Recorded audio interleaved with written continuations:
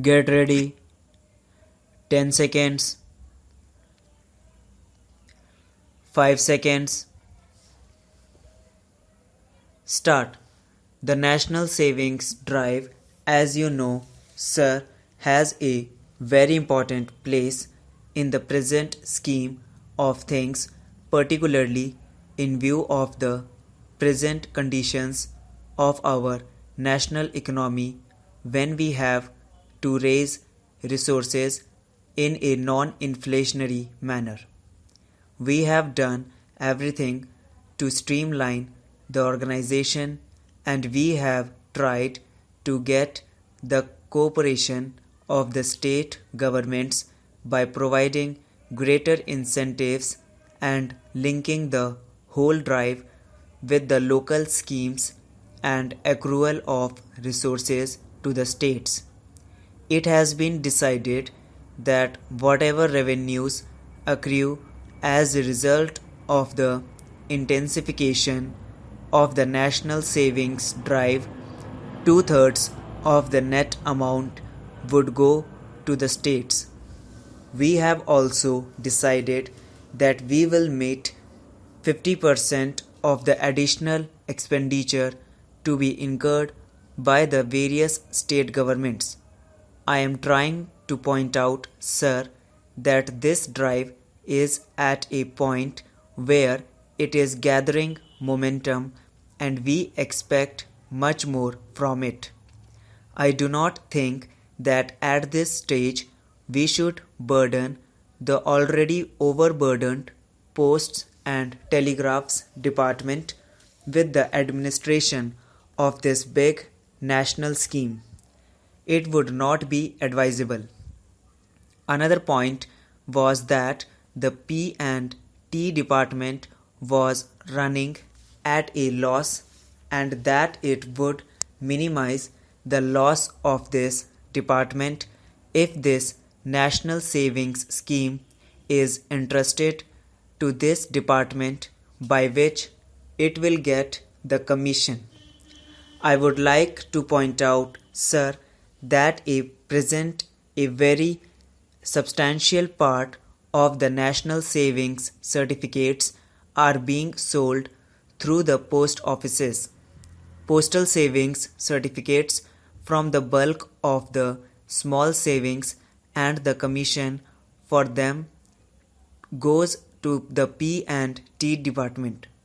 During the last 3 years, an average of 2 crores has gone to the P&T department. The P&T department is already getting some revenue from this, and in order to popularize this scheme and in order to make it reach the rural areas, it is necessary to intensify the scheme under the present setup, that is, the central government, the National Advisory Committee, the state governments, etc., rather than to burden the Posts and Telegraphs Department with this additional task. Another point that he made was regarding a separate budget for the P&T department, just as the railways. Sir, the whole question of having a separate budget is a misnomer or a misdescription. During the last few years, as a result of the demand in Parliament, the budget memorandum as well as the annual financial statements have been elaborated and made clearer still to the layman by the addition of the explanatory memoranda and by showing the commercial accounts separately. If you read Article 112 of the Constitution, you will find that it provides for a consolidated fund into which all the revenues will be credited and from which all expenditure will be met. If you see the budget papers, you will find the railway revenues and expenditure finding a place in the annual financial statement. There is nothing like separate budgeting, although the mode of presentation may be different. Furthermore, these commercial departments are either incorporated under a special act of Parliament or are incorporated under the Indian Companies Act. Parliament has delegated powers so that it has not to present the detailed accounting to the Parliament. It has only concerned itself with the investments or the loans if the government makes any, and so accounts and financial statements are presented in a general form. Even therefore, on the score, the point that the honourable member has raised does not find much of a basis. He said something about the size and weight of the postcards. He said that if they could be reduced, much of the handling charges may be reduced.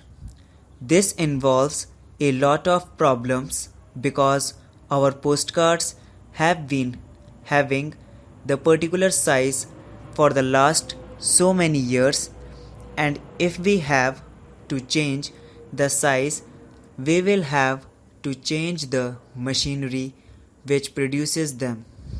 We produce about 100 cases per day, that is about 34,56,000 postcards every day, and we will have to change the machinery entirely. This machinery will have to be imported, which would mean foreign exchange, which is so very difficult to obtain at the present moment. Similarly, the paper board that comes will have to be changed in specification, and the manufacturers will in turn have to change their machinery.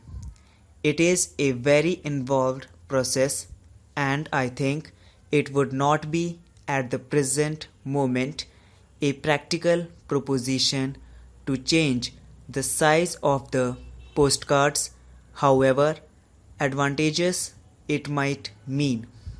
The honourable member suggested our making the cards lighter so that the weight may be less. This also is not practicable because, as you know, the postcard is of a particular thickness, and through experience we have found that out to be of great value. The postcard is a bit roughly handled in sorting. It passes from place to place.